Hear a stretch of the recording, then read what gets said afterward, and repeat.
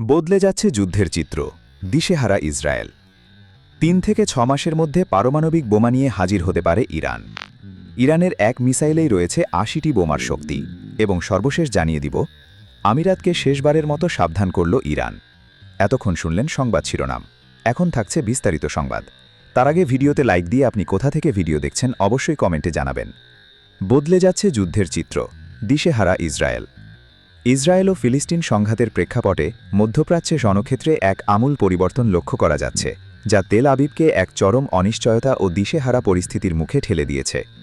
গত কয়েক দশকের মধ্যে ইসরায়েলি প্রতিরক্ষা বাহিনী আইডিএফ এমন বহুমুখী চ্যালেঞ্জের মুখোমুখি হয়নি।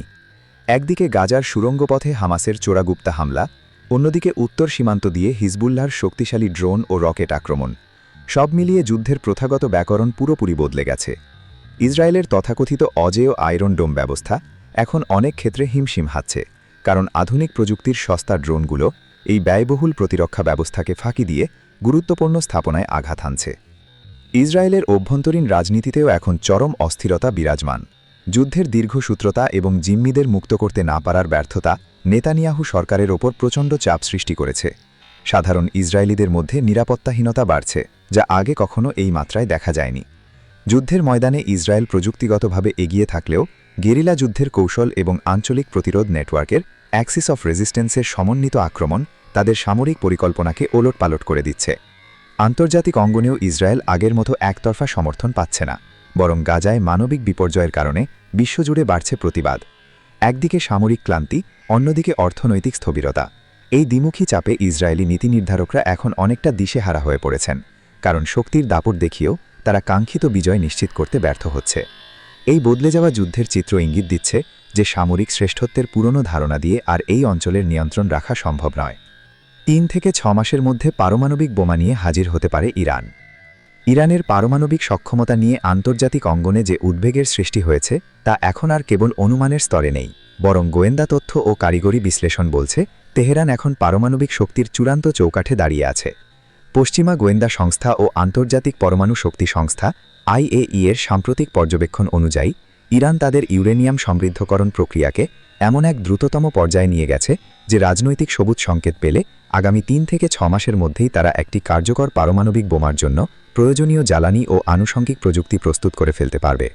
বিশেষ করে ফোর্দো ও নাতানসের মতো ভূগর্ভস্থ এবং সুরক্ষিত স্থাপনাগুলোতে ৬০% পর্যন্ত ইউরেনিয়াম সমৃদ্ধ করার হার প্রমাণ করে যে সামরিক গ্রেডের ৯০% বিশুদ্ধতায় পৌঁছানো এখন তাদের জন্য কেবল সময়ের ব্যাপার মাত্র। এই দ্রুত অগ্রগতির ফলে মধ্যপ্রাচ্যের সামরিক সমীকরণ সম্পূর্ণ ওলটপালট হয়ে যাওয়ার আশঙ্কা তৈরি হয়েছে। ইসরায়েল বারবার হুঁশিয়ারি দিয়ে আসছে যে তারা ইরানকে পারমাণবিক অস্ত্রধারী হতে দেবে না, কিন্তু ইরানের প্রযুক্তিগত সক্ষমতা এবং স্থাপনাগুলোর গভীরতা সামরিক হামলার কার্যকারিতা নিয়ে প্রশ্ন তুলছে। অন্যদিকে ইরানের ওপর আরোপিত আন্তর্জাতিক নিষেধাজ্ঞাগুলো তেহরানকে এই পথ থেকে সরিয়ে আনতে কার্যত ব্যর্থ হয়েছে, বরং পাল্টা চাপ হিসাবে তারা IAEA এর পরিদর্শকদের নজরদারি সীমিত করে দিয়েছে। যদি আগামী কয়েক মাসের মধ্যে ইরান তাদের প্রথম পারমাণবিক পরীক্ষা সম্পন্ন করে বা সেই সক্ষমতা অর্জন করে, তবে তা কেবল মধ্যপ্রাচ্যে নয়, বরং সারা বিশ্বের ভূ রাজনীতিতে এক প্রলয়কারী পরিবর্তনের সূচনা করবে। এটি একদিকে যেমন সৌদি আরব সহ অঞ্চলের অন্যান্য দেশগুলোকে পরমাণু প্রতিযোগিতায় নামতে বাধ্য করবে, অন্যদিকে বিশ্বশক্তির মোড়লদের কৌশলগত অবস্থানকেও চরম সংকটের মুখে ফেলে দেবে। এখন গোটা বিশ্ব অত্যন্ত উদ্বেগের সাথে লক্ষ্য করছে যে কূটনীতি নাকি সামরিক সংঘাত, কোন পথে নির্ধারিত হবে পারমাণবিক ইরানের ভবিষ্যৎ। এক মিসাইলই ৮০ বোমার শক্তি, আকাশ প্রতিরক্ষা ভেদ করতে ইরানের নতুন রণকৌশল। ইরানের রেভলিউশনারি গার্ডসের ঘনিষ্ঠ সূত্র এবং দেশটির সংসদীয় স্থায়ী কমিটির সদস্যদের দেওয়া তথ্য মতে ইরানের নতুন প্রজন্মের মিসাইলগুলো এখন মাল্টিপল ওয়ারহেড বা ক্লাস্টার সাবমিউনিশন প্রযুক্তিতে সজ্জিত। এই প্রযুক্তির বিশেষত্ব হল, একটি মিসাইল যখন লক্ষ্যবস্তুর কাছাকাছি পৌঁছায় বা নির্দিষ্ট উচ্চতায় ওঠে, তখন এটি মূল দেহ থেকে বিচ্ছিন্ন হয়ে ৮০টি ছোট ছোট শক্তিশালী বোমায় রূপান্তরিত হয়। এই বোমাগুলো বিশাল এলাকা জুড়ে ছড়িয়ে পড়ে আঘাত হানতে সক্ষম, যা প্রচলিত আকাশ প্রতিরক্ষা ব্যবস্থা যেমন যুক্তরাষ্ট্রের প্যাট্রিয়ট বা ইসরায়েলের অ্যারো ৩ ব্যবস্থার পক্ষে ঠেকানো প্রায় অসম্ভব হয়ে পড়েছে। বিশেষজ্ঞদের মতে ইরানের খোররাম শহর ৪, যাকে অনেকে খাইবার নামেও চেনেন, এবং অত্যাধুনিক ফাত্তা হাইপারসনিক মিসাইলগুলোতে এই ধরনের প্রযুক্তি যুক্ত করা হয়েছে। এর ফলে একটি মাত্র মিসাইল প্রতিহত করতে যেখানে একটি ইন্টারসেপ্টর প্রয়োজন হয়, সেখানে একই সময়ে ৮০টি লক্ষ্যবস্তু আকাশে সৃষ্টি হওয়ায় প্রতিরক্ষা রাডারগুলো বিভ্রান্ত হয়ে পড়ে। ইরানি আইন প্রণেতাদের দাবি, যদি মাত্র 10টি এমন মিসাইল একসঙ্গে নিক্ষেপ করা হয় তবে আকাশপথে 800টি পৃথক বোমা ধেয়ে আসবে, যা বিশ্বের যে কোনো শক্তিশালী প্রতিরক্ষা ব্যূহকে মুহূর্তেই গুড়িয়ে দিতে সক্ষম। এই কৌশলটি মূলত ডিজাইন করা হয়েছে বিপুল সংখ্যক লক্ষ্যবস্তু দিয়ে প্রতিপক্ষের প্রতিরক্ষা ব্যবস্থাকে ব্যস্ত বা ওভারওয়েম করে দেওয়ার জন্য। বর্তমানে চলমান আঞ্চলিক উত্তেজনার মধ্যে ইরানের এই সমরাস্ত্র প্রদর্শন কেবল শক্তির মহড়া নয়, বরং এটি একটি পরিষ্কার বার্তা।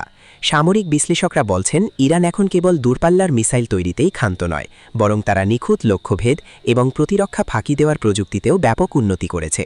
এই ধরনের ক্লাস্টার ওয়ারহেড সমৃদ্ধ মিসাইলগুলো বড় আকারের সামরিক ঘাঁটি, বিমানবন্দর বা জনবহুল এলাকাগুলোকে টার্গেট করে তৈরি করা হয়েছে, যা যুদ্ধের মোড় মুহূর্তেই ঘুরিয়ে দিতে পারে।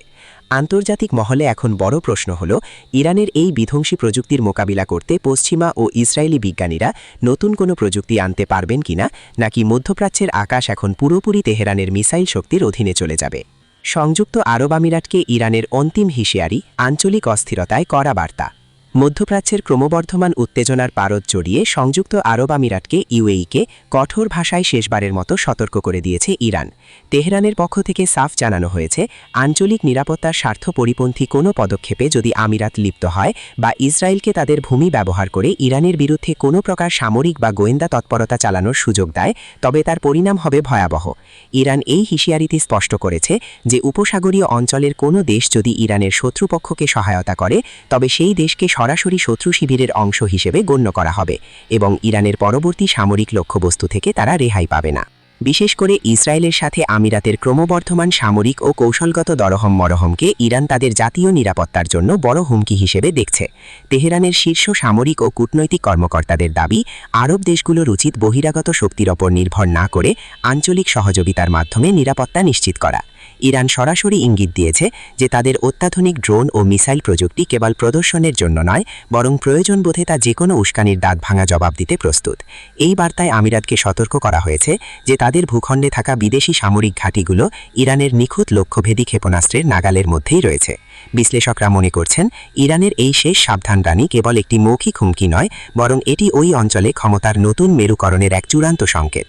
যদি আমিরাত তাদের অবস্থানে পরিবর্তন না আনে, তবে পুরো পারস্য উপসাগরীয় অঞ্চল এক প্রলয়কারী যুদ্ধের দাবানলে জ্বলে উঠতে পারে, যেখানে অর্থনৈতিকভাবে সমৃদ্ধ দুবাই বা আবুধাবির মতো শহরগুলো চরম ঝুঁকির মুখে পড়বে। এখন দেখার বিষয়, তেহরানের এই কড়া বার্তার পর আমিরাত তাদের পররাষ্ট্র ও নিরাপত্তা কৌশলে কোনো পরিবর্তন আনে কিনা।